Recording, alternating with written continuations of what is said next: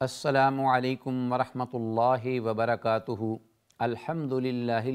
لم یزل عالما قدیرا سمیعا بصیرا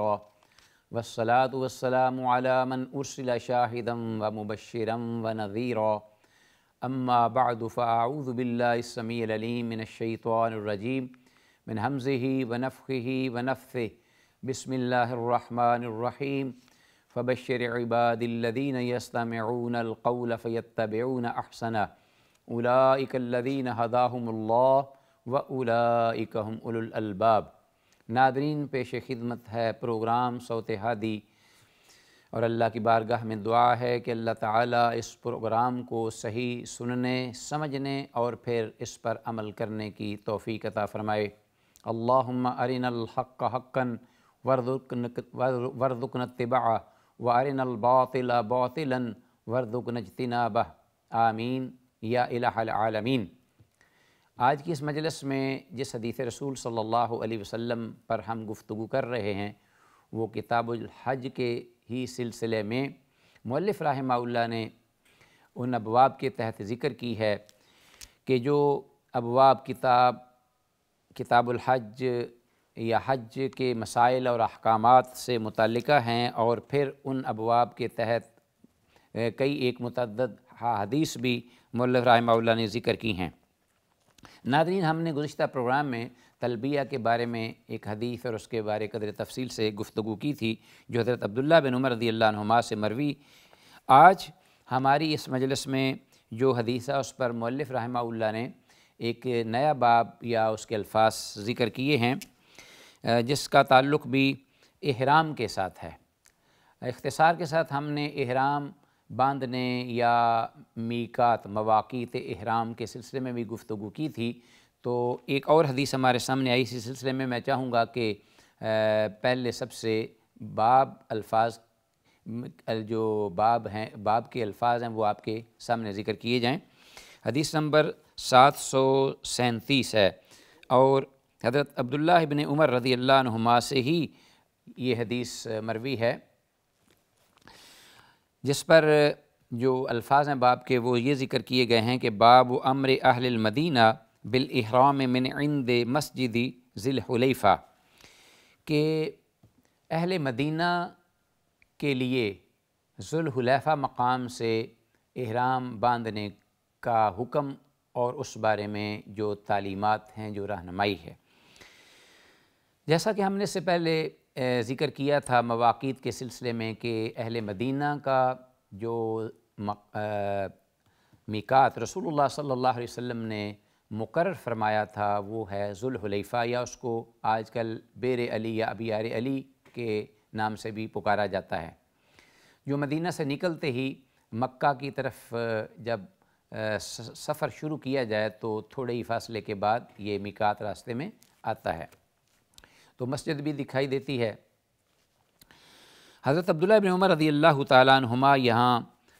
اس بارے میں ذکر کرتے ہیں کہ قال ما احل رسول اللہ صلی اللہ علیہ وسلم الا من عند المسجد، یعنی مسجد ذی الحلیفہ،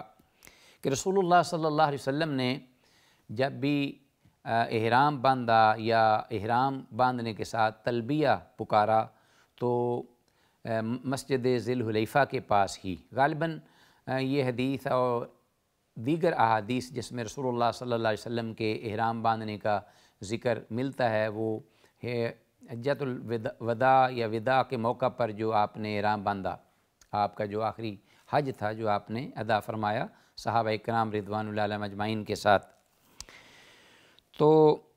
یہاں حضرت عبداللہ بن عمر رضی اللہ عنہما کی حدیث ہے کہ ذی الحلیفہ کی مسجد من عند المسجد، اور پھر مسجد کا نام بھی لیا مسجد ذی الحلیفہ یا ذی الحلیفہ۔ ذی الحلیفہ میقات جو ہے اس پر جو مسجد بنائی گئی ہے وہاں کی مسجد کے پاس سے، تو آپ نے مسجد کا ذکر پہلے کر کے اس کی پھر بعد میں وضاحت بھی فرمائی تاکہ کسی کے ذہن میں یہ نہ رہے، کیونکہ مساجد تو اور بھی آج بہت سی ملتی ہیں اس علاقے کے قرب و جوار میں، تو یہ ذکر کرنا اس بات کی تخصیص ہے کہ اصل میقات آپ صلی اللہ علیہ وسلم کی مراد تھی کہ میقات جو ہے اس سے احرام باندھا جائے، تو وہاں مسجد کا ہونا ضروری نہیں،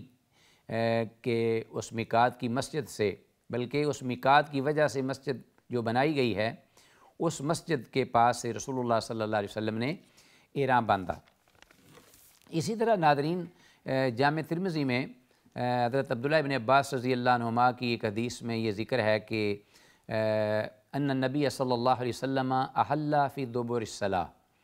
کہ رسول اللہ صلی اللہ علیہ وسلم نے جو احرام باندھا وہ نماز پڑھنے کے بعد جو ہے وہ احرام باندھا، اور اس میں امام ترمذی نے یہ باقاعدہ باب بھی ذکر کیا ہے کہ باب ما جاء متی احرم النبی صلی اللہ علیہ وسلم، کہ اس بارے میں باب کہ رسول اللہ صلی اللہ علیہ وسلم نے کب یا کس وقت کس جگہ سے احرام باندھا، تو بعد میں یہ حدیث انہوں نے ذکر فرمائی کہ ان النبی صلی اللہ علیہ وسلم احل فی دبر الصلاۃ، کہ نماز پڑھنے کے بعد رسول اللہ صلی اللہ علیہ وسلم نے احرام باندھا۔ اب یہ جو دو احادیث ہیں ان کو ہم سامنے رکھیں تو اس سے معلوم ہوتا ہے کہ ایک تو آپ صلی اللہ علیہ وسلم نے مسجد ذی الحلیفہ سے احرام باندھا، اور دوسری بات یہ معلوم ہوئی کہ آپ نے اس مسجد میں نماز ادا کی، اور نماز ادا کرنے کے بعد آپ نے وہ احرام باندھا۔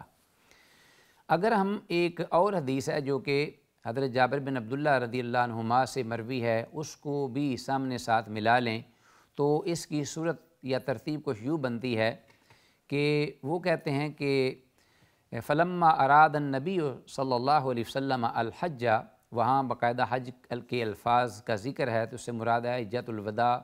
کے موقع پر آپ صلی اللہ علیہ وسلم نے مدینہ سے جو سفر کا آغاز فرمایا صحابہ اکرام کے ساتھ، تو اس وقت یہ احرام باندھا گیا جس کا یہاں ذکر ہے۔ تو وہ فرماتے ہیں کہ جب اللہ کے رسول صلی اللہ علیہ وسلم نے حج کا ارادہ فرمایا تو اتل بیدا ثم احرما، کہ آپ بیدا مقام پر آئے تو پھر آپ صلی اللہ علیہ وسلم نے احرام باندھا۔ تو اب بعد جو اہل علم ہیں ان کا یہ بھی کہنا ہے کہ جیسا کہ حدیث میں بھی آیا ہے اور آگے آئے گا کہ رسول اللہ صلی اللہ علیہ وسلم نے احرام باندھا اس وقت جب کہ آپ اپنی سواری پر تشریف فرما ہوئے اور سواری آپ کو لے کر اٹھی اور اٹھ کر آپ چل پڑی، تو اس وقت آپ نے تلبیہ پکارا اور آپ نے احرام باندھا۔ اب ناظرین آپ کے سامنے مختلف صورتیں آ گئی ہیں اور ساری یہ صورتیں مختلف احادیث میں ذکر ہوئی ہیں۔ اب ان میں ظاہری طور پر تو کچھ تضاد نظر آتا ہے کہ کوئی حدیث کچھ کہہ رہی ہے، کچھ حدیث کوئی کچھ کہہ رہی ہے، یہاں تک کہ یہ کہ آپ بیدا مقام پر آئے تو اس وقت آپ نے احرام باندھا حضرت جابر بن عبداللہ رضی اللہ عنہما کی حدیث کے مطابق۔ تو امام ابو داود نے اپنی سنن ابی داود میں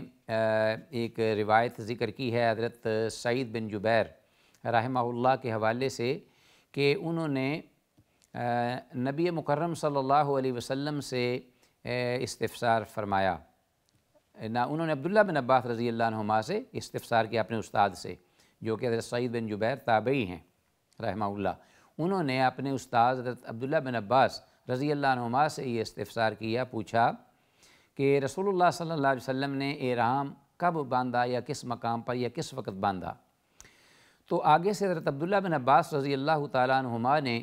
جواب دیا کہ میں اس سلسلے میں زیادہ بہتر جانتا ہوں کہ آپ صلی اللہ علیہ وسلم نے احرام کیسے اور کس وقت باندھا۔ تو اس کے بعد انہوں نے یہ بات فرمائی کہ حقیقت میں اصل بات یہ تھی کہ آپ صلی اللہ علیہ وسلم نے اپنی حیات طیبہ میں ایک ہی بار حج ادا فرمایا،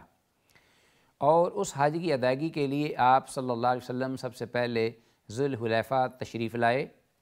ذی الحلیفہ میقات پر جو مسجد تھی اس میں آپ نے 2 رکعت نماز ادا کی، اور 2 رکعت نماز ادا کرنے کے بعد آپ نے پھر اپنا احرام باندھا۔ احرام باندھنے کے بعد پھر آپ نے اپنی سواری لی اور سواری پر تشریف فرما ہوئے، سواری آپ کو لے کر چل پڑی، آپ نے تلبیہ پکارا، اور تلبیہ جب پکارا تو اس کے بعد آپ بیدا مقام پر پہنچے۔ اب جہاں آپ پہنچے تو اس وقت آپ تلبیہ پکار رہے تھے، تو وہاں کے موجود لوگوں نے یہ محسوس کیا کہ رسول اللہ صلی اللہ علیہ وسلم نے اپنی سواری پر بیٹھتے ہوئے اس بیدا مقام سے احرام باندھا ہے۔ تو حقیقت میں یہ ترتیب تھی، یہ صورت تھی کہ جو اختلاف ہوا ہے وہ استحباب کا ہی اختلاف ہے علماء اور فقہاء کے درمیان بھی، کہ وہ اسی بات کا ہی ہے۔ تو جس کی ترتیب یوں ہی بنتی ہے کہ رسول اللہ صلی اللہ علیہ وسلم نے مسجد ذی الحلیفہ سے ہی احرام باندھا اور وہاں 2 رکعت نماز ادا فرمائی۔ اب آگے ناظرین، بعض علماء یہ بھی اختلاف کرتے ہیں کہ آپ صلی اللہ علیہ وسلم نے مسجد ذی الحلیفہ میں جو 2 رکعت نماز ادا فرمائی وہ کون سی نماز تھی؟ کہ آیا وہ فرض نماز تھی یا کہ وہ خاص احرام کے لیے 2 رکعت نماز تھی؟ تو بعض علماء تو کہتے ہیں کہ یہ نماز کا چونکہ وقت تھا، نماز ظہر یا عصر دونوں میں سے کسی کا، تو آپ صلی اللہ علیہ وسلم نے 2 رکعت نماز ادا فرمائی قصر کر کے، تو یہ فرض نماز تھی جو آپ نے ادا کی، اس کے بعد آپ نے احرام باندھ لیا۔ تو بعض دیگر علماء یہ بھی کہتے ہیں کہ یہ نماز آپ نے 2 نفل ادا کیے تھے، تو اگر احرام باندھتے وقت نماز کا ٹائم ہو فرض نماز کا تو فرض نماز انسان پڑھ لے، وہ کفایت کر جائے گی، کافی ہوگی احرام کے لیے۔ اور اگر فرض نماز کا ٹائم نہ ہو تو کوئی شخص جو ہے وہ مسجد میں جب جائے وضو کرے، وضو کر کے تحیۃ المسجد پڑھے یا 2 رکعت جو ہیں وہ پڑھ کر بعد میں احرام باندھ لے، تو یہ بھی مستحب عمل ہے، علماء نے اس کو استحباب پر محمول کیا ہے۔ تو بہرحال یہ تھا ذکر احرام کے بارے میں کہ رسول اللہ صلی اللہ علیہ وسلم نے کہاں اور کب اور کیسے احرام باندھا۔ تو ناظرین، اس کے بعد ہم آتے ہیں جو اگلی حدیث ہے ہمارے پاس، وہ ہے باب الاحلال من حیث تنبعث الراحلہ۔ یہ مؤلف رحمہ اللہ نے ایک نئے باب کے تحت اس کو ذکر کیا ہے، لیکن اس کا بھی تعلق جو ہے وہ تلبیہ سے اور احرام سے ہی تعلق رکھتی ہے یہ حدیث، یا دیگر کچھ اور بھی الفاظ اور اس میں کچھ مسائل اور احکامات ہیں جن کا ہم اختصار سے ذکر کریں گے۔ بہرحال ان احادیث کا اصل جو موضوع ہے وہ حج کی عبادت ہے، اور حج کی عبادت کے دوران کیے جانے والے اعمال، مناسک،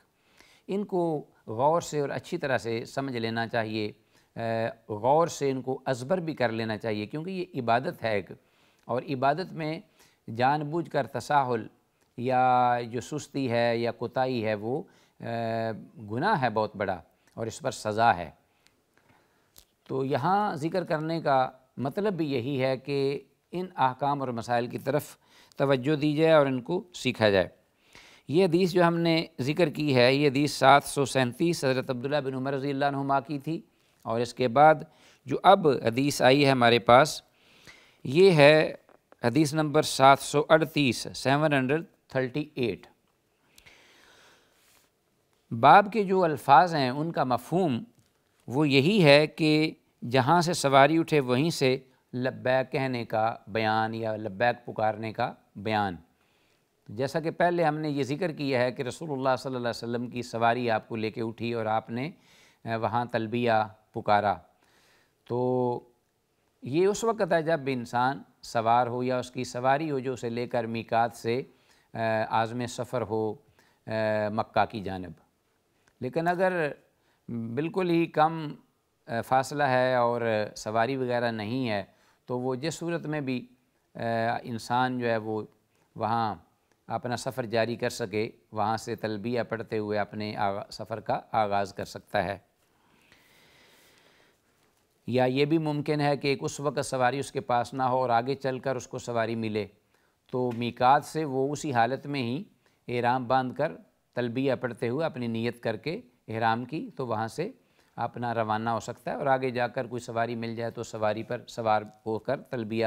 جو ہے وہ پکارتا رہے وقتاً فوقتاً، یہاں تک کہ اللہ کے گھر کو دیکھ لے یا اس وہاں تک وہ پہنچ جائے۔ یہاں یہ حدیث حضرت عبداللہ ابن عمر رضی اللہ عنہما کی ہے، جو کہ عبید بن جریج جو ان کے شاگرد ہیں ان کے حوالے سے مؤلف رحمہ اللہ نے ذکر کی ہے۔ عبید بن جریج جو ہیں یہ حضرت عبداللہ بن عمر رضی اللہ عنہما کے یہ شاگرد، اور اسی طرح وہ خود کہتے ہیں کہ انہوں نے عبداللہ بن عمر رضی اللہ عنہما سے کچھ سوالات کیے، استفسار کیا، اور یہ کہا کہ یا ابا عبد الرحمن، کہ اے عبد الرحمن، اے ابو عبد الرحمن، گویا کہ یہ کنیت ہے حضرت عبداللہ ابن عمر رضی اللہ عنہما کی۔ یہاں سے ہمیں یہ بھی رہنمائی ملتی ہے کہ ایک شاگرد وہ اپنے استاذ کو نام لینے کی بجائے یا تو عزت احترام اور وقار کے ساتھ کوئی اس کو اس قسم کے الفاظ یا معلمی یا استاذی یا مرشدی کے الفاظ استعمال کرے جو عزت و احترام پر مبنی ہوں، نام لینے سے گریز کرے، یا پھر یہ ہے کہ نام کی بجائے کنیت کا استعمال کر لے، یا ابا عبداللہ یا ابا عبد الرحمن، تو یہ درست اور جائز ہے۔ جس طرح کہ یہاں حضرت عبید بن جریج نے اپنے استاذ محترم سے کچھ سیکھنے کے لیے سوالات کیے، اور یہ سوالات جو ہیں یہ محسوس یہ کراتے ہیں کہ پوچھنے سے پہلے جو شاگرد تھے وہ یہ سمجھتے تھے کہ یہ جو 4 کام ہیں جن کے بارے میں سوال کیا جا رہا ہے،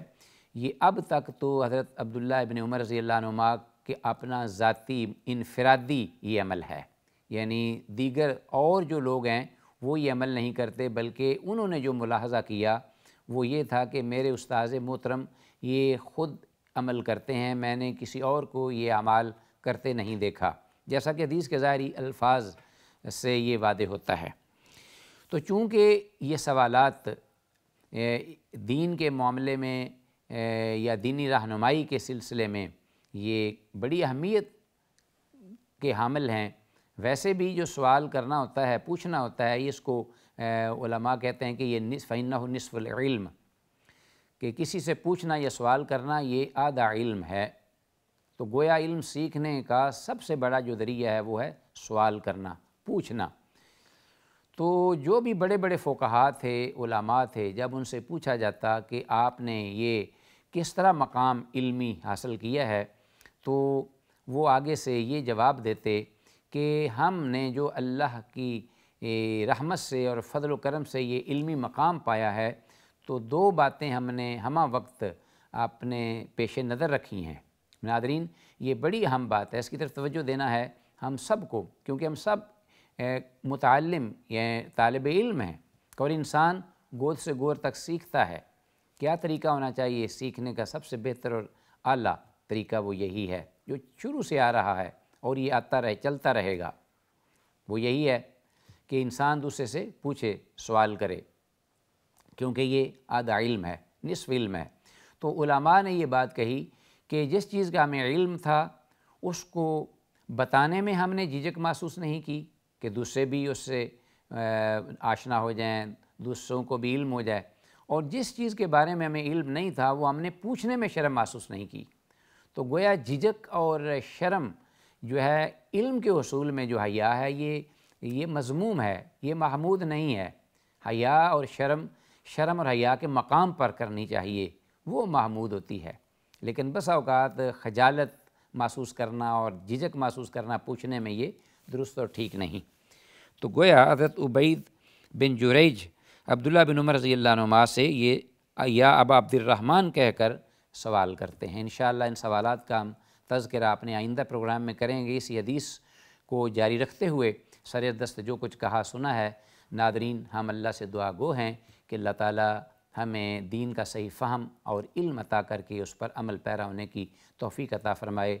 ھذا ما عندی واللہ اعلی وعلم بالصواب۔ السلام علیکم ورحمۃ اللہ وبرکاتہ۔